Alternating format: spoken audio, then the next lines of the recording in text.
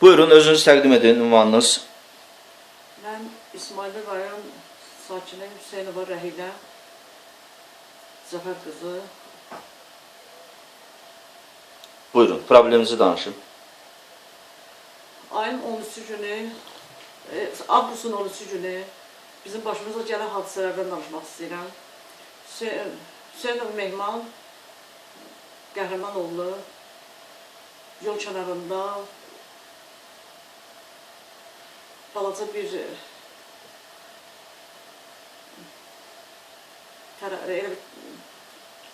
Meyvə tərəvəz satırdı. meyvə tərəvəz satırdı. Həyat yoldaşınızdır Mehman. Həyat yoldaşımdır. Bəli. Gedib alverə gedirdi. Biraz xəstə olduğuna görə yay vaxtı biraz nəfəs çatışmaması olduğuna görə orada bir balaca çay olubdu. Çaya da çimməyə getmək fikrində olubdu. Orada da bir xanımın uşağına, xanıma deməmiş, uşağı ilə bərabər çaya gedibdi. Ondan sonra elə bir axşam tərəfi idi, xəbər çatdı ki, Hüseynov Mehmanı polis şöbəsinə aparıblar. Mən maraqlanmaq istədiyimə görə ora adam göndərdim. Görüm nə səbəbə görə mənim yoldaşım polis şöbəsindədir. Gedən adam gəlib mənə dedi ki, heç bir problem yoxdur, müstəntiqlə görüşdüm, heç bir problem yoxdur. Yoldaşım qayıdıb gələcək. Müstəntiqin adın familiyasını deyin. Abdullayev Cəlal. Bəli. Heç bir problem yoxdur, qayıdıb gələcək.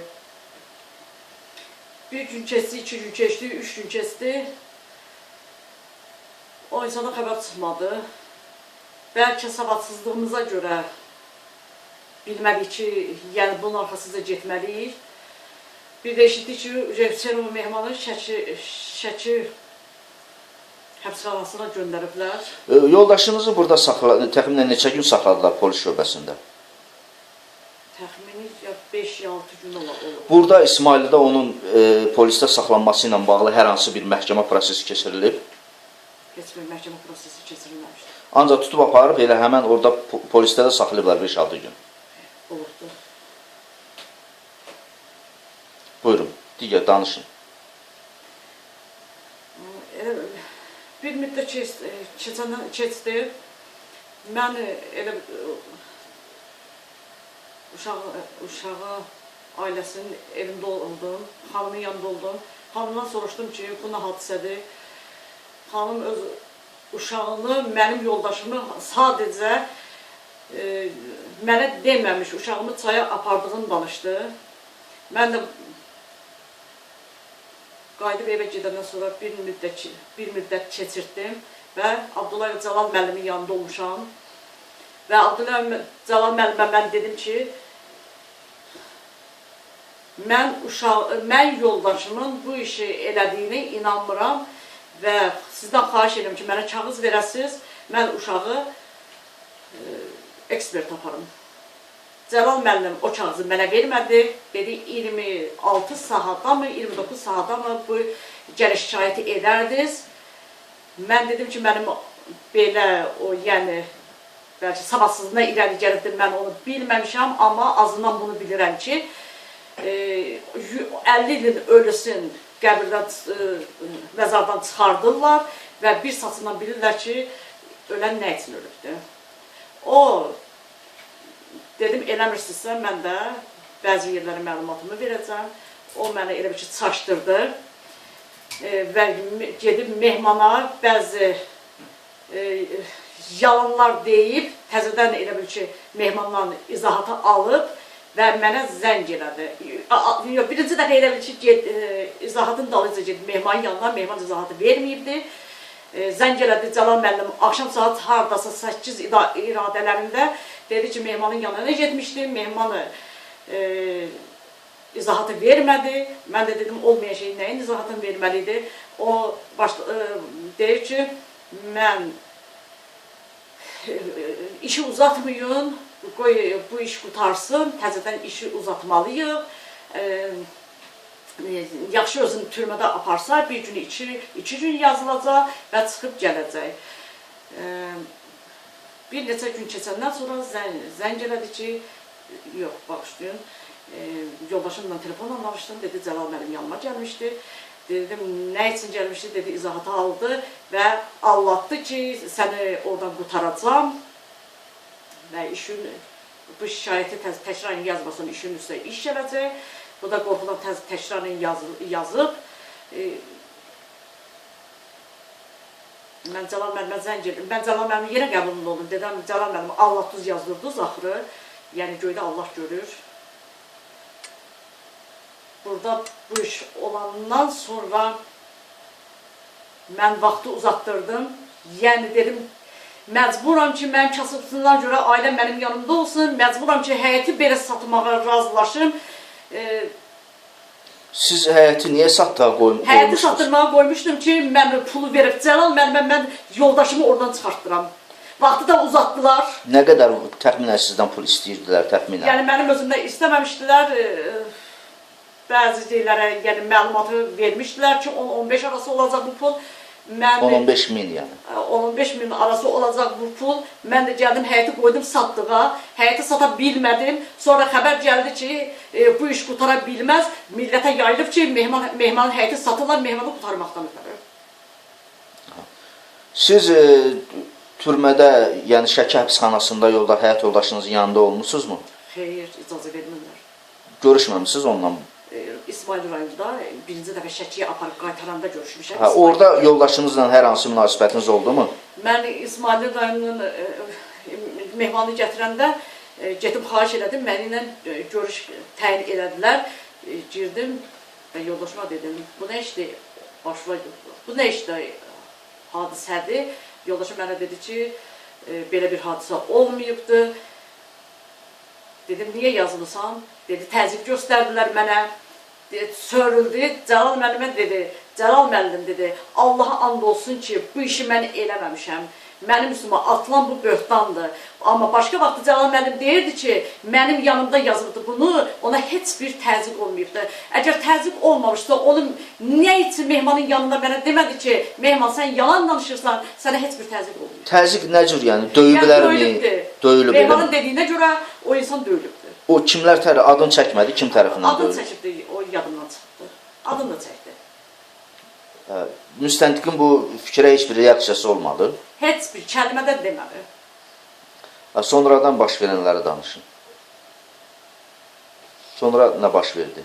Hazırda iş nə yerdədir? Sizin həmin ailə ilə uşağın, yəni həmin azyaşlı uşaq oğlan uşağıdır da, 12 yaşında, eləmi? 12 yaşında oğlan uşaqdır. Bəli. Mən o ailəsinin elə, yəni bu hadisə baş verəndən sonra tanımışam. Yəni onunla gəlmişəm, yaxşı bir ailə kimi, bir insan kimi tanımışam. Sizin yeri gəlmişkən neçə övladınız var? Mənim 4 övladım var. 4 nəvəm var. Yəni mənim böyük bir oğul övladım var. Mənim övladımın ən böyük arzusu hərbisi olmalıydı. O bugünkü vəziyyətə görə məktəbdən belə kənar düşdü. Yəni siz hesab edirsiniz ki, İsmailli polis şöbəsi bütün bu işləri istədiyi kimi istintaqı başqa forma yönləndirib, hadisəyə başqa don geyindirərək yoldaşınızı həbs elətdirib, eləmi? Bugünkü onun valideyni, uşağın valideyni deyir ki, mənim uşağımda bir nöqsan yoxdur. Heç bir nöqsanı da olmayıbdı. Əvvəldən də yəni mənim uşağım normal oldu, onun bir problemi olmayıbdı. Bunun qarşısında əlbəttə mənim yoldaşıma böhtan atılıbdır. Şəkidə işi hökmü hansı hakim oxudu ağır cinayətlərdə? Birinci dəfə bizi çağırmadılar. Mən buradayım, vəkilidir. Mehmanın hökumətdən verilən vəkilidir. Yəni günahlandırıram. Kimdir vəkili? Nəvai dedilər adını, onun adı, familiyası. Bəlkə də adını Nəvaidir, familiyasını deyə bilmərəm. Mən ondan da böyük bir şikayətçiyəm. Ona görə ki, mənim ailəmin məhkəməsidir. Ailəyə heç bir yerdən kağız gəlmir mən dedi 4 gündən sonra məhkəmə kağızı uşağın ailəsinə çatandan sonra 4 gün sonra mən ailəmlə şəkildə danışıram. Ailəm mənə deyir ki, sabah yox, bir gün mənim məhkəməmdir. Hansı qanunda yazılıbdır ki bu? Yoldaşınıza nə qədər iş verdilər? Yoldaşıma 13 il 6 ay. Heç adam öldürəni, nəşə ilə məşğul olanları, nə bir bank yaranlara bu dərəcədə birdən-birə bu qədər iş vermirlər. Biz getdik nəsə birinci məhkəməyə, tanışlıq məhkəməsinə, yəni orada ancaq Mehmanı danışdırdılar, çıxartdılar. Yəni biz heç onu görmədik də. İkinci məhkəmədə də yenə mən heç bir kağızı almamışam ki, yəni ayın 22-si günü sənin yoldaşının məhkəməsidir. Bu kağızı da almamışam. Yenə də elə bil ki, yoldaşımın telefonun danışığından sonra bilmişəm ayın 22-si məhkəmədir. Məhkəməyə getmişik. Yəni bəlkə də digər qanundan başım çıxmadığına görə deyə bilmərəm. Ola bilər ki, o məhkəmədən mənim haqqım var idi, onun həyat yoldaşı idim, bir ailənin üzvü idim, haqqım var idi bəlkə də o iştirak eləməkdə. Ona mənə icazə vermədilər. Danışıqlardan sonra məsələn uşağın anası da deyəcək bu sözləri. Siz özünüz necə vəkil tutmamısınız? Mənim pulum yoxdur. Mənim pulum Mehman xəstə adam idi. Heç pensiyada bacarığı olmadı ki, çıxsın. Bu insan ancaq xırdan xuruş işlərlə məşğul olurdu. Mən İsmailin Yuxarıbaş klubunda 56 manat maaşa qulluq edən adam, ancaq quru çörəyini qazanan adam vəkil tuta bilər. Aydındır. Son olaraq siz hara müraciət etmək istəyirsiniz yoldaşınızın həbsi ilə bağlı? Apellyasiya şikayəti vermişsinizmi yeri gəlmişdir? Apellyasiya məhkəmədən hələ kağız gəlməyibdir. Ancaq şikayət vermişsiniz, eləmi? Yəni apellyasiya məhkəmədən kağız gəlməyibdir. Gəlməlidir, soru şikayəti verməliyəm. Onu eləmək istəyirəm. Ondan sonra belə cənab İlham Əliyevə müraciət edirəm ki, yəni bu işi bir yoluna qoysun. O demək deyir ki, kasıbdır, kasıb ölməlidir. Kasıb da öz həyatını kasıb kimi yaşamalıdır. Kasıb da öz övladına baxıb fərəhlənməlidir. O demək deyir ki, kasıbın pulu yoxdur, onu tapdıb keçməlidirlər. Hər böhtana atıb üstünə xət çəkməlidirlər.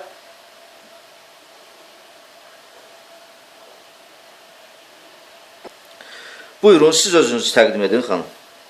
Mən Əsədov Zülfiyə Ərəslan qızı, İsmail rayonunda yaşayıram.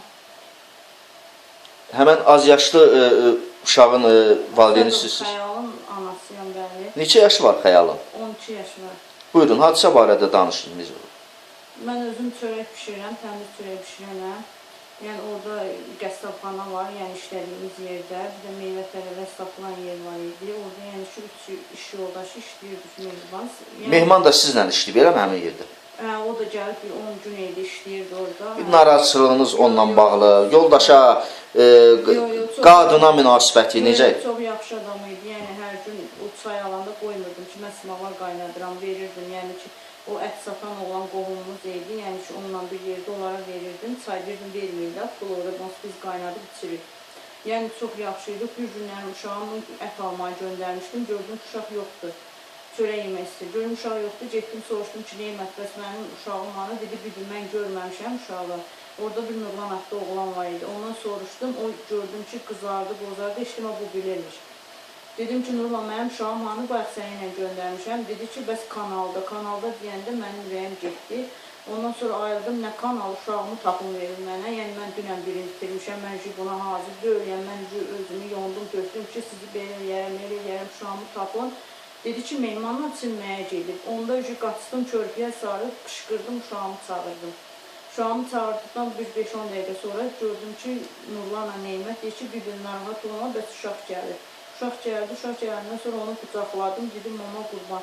Sən haradaydın? Dedi ki, çinməkdəydim. Dedim ki, sən niyə getmişdin, niyə mənə deməmiş getmişdin? Dedi ki, mama getmişdim da çinməyə. Uşağıma dedim ki, sənə nə olub? Dedi ki, heç nə. Götürdüm uşağımı tez çatdırdım şöbəyə. Dedim ki, bəs mənim uşağımı deməmiş, mən dünən bir uşaq itirmişəm. Yəni ki, mənim uşağımı deməmiş, niyə aparıb? Səbəbi nədir? Mənim uşağım gedib bata bilərdi, kanala deyib düşüb. Deyir, mənim uşağım gedib kanala düşüb bata bilərdi, uşağımı öldürə bilərdi, uşağımın başına bir iş gətirib bunları eləyə bilərdi. Mən öz fikirlərimi onlara yönətmişəm, amma onlar qətiyyən, yəni mənim fikirlərimə yox, mənim uşağımın üstünə şər atıblar. Qətiyyən, yəni ki, o olmayan bir hadisə idi. Bu uşaqda bir xəsarət olardı, bu uşaqda bir ağrıyan, bir incinən yer olardı. Heç bir şey mənim uşağıma olmayıb. Mən də getdim, ondan sonra əsəbi idim. Mənə dedilər ki, fikrin nədir? Dedim ki, yox, mənim uşağımı deməmiş, niyə aparıb? Onun başına... Yəni bunlar belə çıxır ki, onların yazdığından güya həmən şəxs sizin övladınıza təcavüz edib. Bəli, onlar elə yazır. Amma mən uşağımdan nə soruşmamışam, nədir ki, mən elə söz deməmişəm. Beləncə bir dad olmuş. Siz izahatınızda polisə elə bir şey deyin. Yox, demişəm ki, uşağımın başına bunlar gələ bilərdi. Yəni uşağımın başına pislik gətirə bilərdi, uşağımın öldürə bilərdi, uşağım kanala düşə bilərdi. Buna cavab verəcəkdi mənə. Mənim uşağımı niyə deməmiş aparıb? Mən bir valideyn kimi öz vəzifəmi yerinə yetirib suallarıma cavab axtarmışam. Amma suallarıma cavabı cəmaatdan öyrənmişəm ki, nə cür cavab veriblər, nə cür reaksiya ediblər. Uşağımdan əmin olmaq istəyirsənsə, apar ekspertə. Heç bir etiraz eləməmişəm, uşağımı aparmışam ekspertə, uşağımın ekspertdə də sağlamsın, uşağımı gətirib özüm çimizdirmişəm, uşağımı hər cür nəzarət eləmişəm, uşağımda heç bir problem olmayıb. Çox böyük beləncə deyim istədi. Ondan 1-2 gün sonra mən Mehmanın ailəsi ilə müsiyət qurmuşam, gediş-gəliş eləmişəm ki, yəni mənim o insana qarşı heç bir pisliyim olmayıb, onun da bizə qarşı heç bir pisliyi olmayıb, bir qardaş kimi, bir ata kimi insan olub bizə. Yəni mənim uşağımı deməyib, aparıb, sənin başına gəlsəydi, nə eləyərdin? Bu sual vermişəm mən Rəhilə xanıma. Beləncə olub. O da deyib ki, mən də sən deyəni, amma dedim, mənim yerimdə heç kəs ola bilməz. Hər kəs uşağı məktəbə yola salanda, mən qəbrə yola salmışam. Mənim yerimdə hansı ana olsaydı, onu eləyərdi. Amma Mehman mənim uşağıma nəsə eləmiş olsaydı, mən Mehmanı nə polisə, nə qanuna verməzdim. Mehmanı özüm öz əllərimlə bildirərdim. Bu bir. İkincisi də ki, amma Cəlal müəllimin yazdığı, dediyi, hər yerdə dediyim sözü deyirəm, hər yerdə də kimə necə demişəm, o cürdə deyirəm. Cəlal müəlliminin dediyi sözü mənə sübut eləməsə, Cəlalın vaqonlarını dırnaqlarımla qoparacam. Onun heç kim. İndi bugünkü gün isə getmişəm məhkəməyə, mən məhkəmədə etiraz edirəm ki, mənim uşağıma heç bir şey olmayıb. Mənim uşağımın adından burada nələr yazılıb, yazıb qoymusan ora, veriləmsən, yeniləmsən. Demişəm, mənə məhkəmə deyib ki, yaxşı, sən yalan danışsan, çıx söylə. Xeyr olar, uşağın anası mənəm. Mənim uşağımın başına sonra bir iş gəlsə, hansı qanun cavab verəcək? Heç mənim uşağım özüm məktəb günü, hər kəs məktəbə gedən, mənim uşağım özünü öldürəndə heç bir qanun, heç bir icra nümayəndəsi gəlib mənə başsağlığı vermədi. Mən icraya məktub yazdım, dedim ki, xeyr ola, sən mənə bir başsağlığı vermədin, bir məktəbin, bir təhsilin. Direktor qovuşmalı olar, uşağımın 2 günlüyünə gəlib, heç gəlməyib. Demək ki, gəlməyib. Bugünkü gün əgər mənim uşağımı itirib, sən mənə bundan sonra bu birini itirəndə kim cavab verəcək?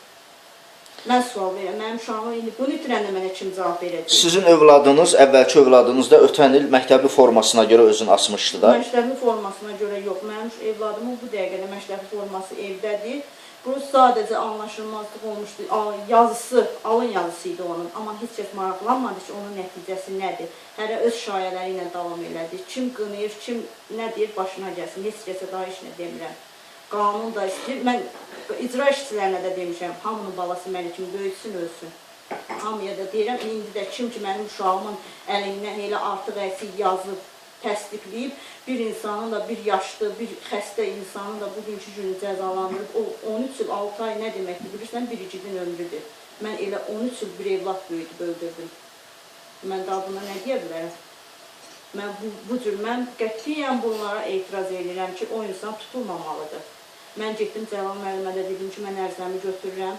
Ərzəmi yoldaşımın adından yazmış. Dedim ki, yəni mən o insana demişəm, uşağımı uğrayıb. O nə maddədir qoydular insanın üstünə. O nə deməkdir? Mənim uşağımsa onu dərk eləyəndə bilirsiniz o nə deməkdir? Onu heç kəs bilmir, amma ki, mən deyirəm, bugünkü gün bütün qan, nəinki İsmail polislərin hər yeri dağıdaram mənim uşağıma bir şey olsa. İsmail hadisələr yalan olacaq. Siz bu məsələ ilə bağlı son olaraq nə demək istəyirsiniz? Kimə müraciət etmək istəyirsiniz? Apellyasiya məhkəməsinə, Mehman bəy yoldaşına da müraciət eləmişəm ki, bu məhkəməni dağıtmalı yox. Biz apellyasiya məhkəməsinə müraciət eləməliyik. Bu işlə bağlı, yəni ki, o insanı azad eləsinlər. Bunu artıq dərəcədə hər kəsdən xahiş edirəm. Bütün bu vəkillərdən, hüquqlardan, hamısından xahiş edirəm. Mənim uşağımın gələcəyinə heç kəs oynamasın. Mənim uşağım üçün heç düşmən lazım deyil. Təşəkkür edirik. Yəni ki, bunu Rəhlə xanım da eləməsəydi, bu mənim öz fikrim idi, bunu mən özüm eləmək istəyirdim. Yəni, bu fikirlərim idi bu. Bu mənim başıma gələn hadisələr idi. Yəni, hər insan öz şayələri ilə davam edir, amma yox, həqiqəti danışmaq lazımdır. Hər kəs həqiqəti bilmək istəyir, mən də bugünkü gün həqiqəti danışdım.